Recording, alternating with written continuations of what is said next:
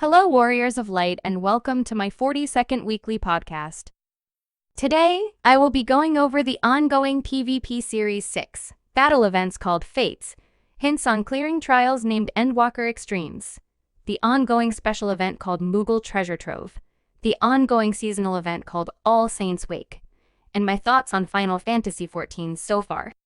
Today is October 19th, 2024.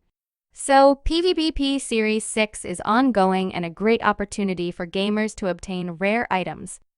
As previously mentioned, I found that using a feature in Duty Finder called Frontline is a great way to power level through the battle series, in addition to using another feature in Duty Finder called Casual Match found under the PvP menu.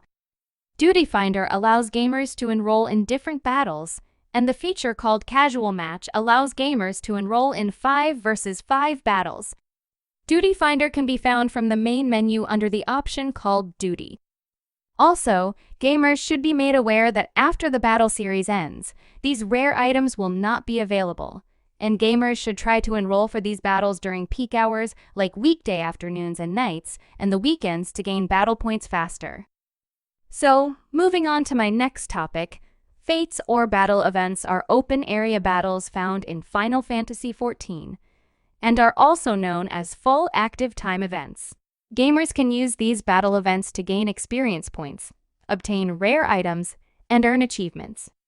I highly recommend gamers participate in these battle events to level up faster and learn more about the Final Fantasy XIV folklore.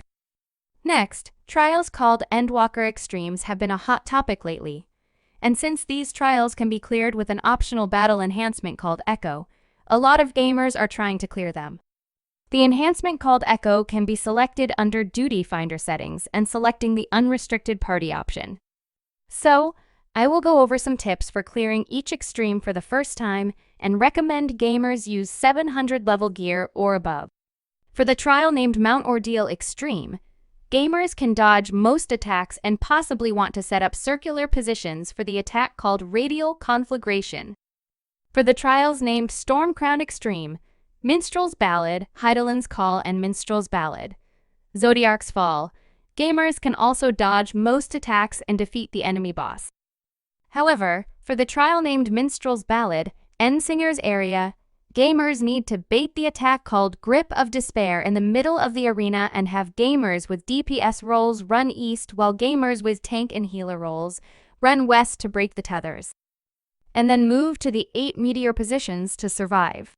I found this enemy boss attack to be one of the most difficult for this trial. So, for the trial named Voidcast Deus Extreme, the knockback enemy boss strike is one of the most difficult. Gamers need to assign 4 positions around the center of the arena. Gamers with DPS roles should be knocked back north, while gamers with tank and healer roles, also known as the support group, should be knocked back south. 1 DPS and 1 support gamer will receive flares and should not be knocked back into the towers. So, for the last trial called the Abyssal Fracture Extreme, 2 of the most punishing strikes are the attacks called the Black Hole and Fractured Eventide attacks. 1 gamer will be marked with a black hole indicator and must move away from the enemy boss named Zeromus on the other side of the arena, while the rest of the gamers move to a safe corner near the enemy boss to avoid the Fractured Eventide attack. Also, the other punishing strike is an attack called Meteor Impact, and gamers must avoid having their meteor paths turning red, or they will risk losing the trial. Overall, I still think each extreme trial was very difficult with the battle enhancements. However, I was able to complete each trial weeks ago and obtain my full mentor certification. I highly recommend gamers try these extreme trials and become mentors themselves. So, the special event called Moogle Treasure Trove has already started, and the Ultimog challenge or biggest task for this event is entering 5 portals using treasure maps. This is a great opportunity for gamers to obtain rare items. Gamers can participate in this event by speaking to a character called the Itinerant Moogle and obtain an item called the Mog Pendium. The Mog Pendium can also be accessed using the main menu and selecting the duty option and using the collection feature. So, gamers can use this item to complete tasks and earn artifacts called Irregular Tomestones.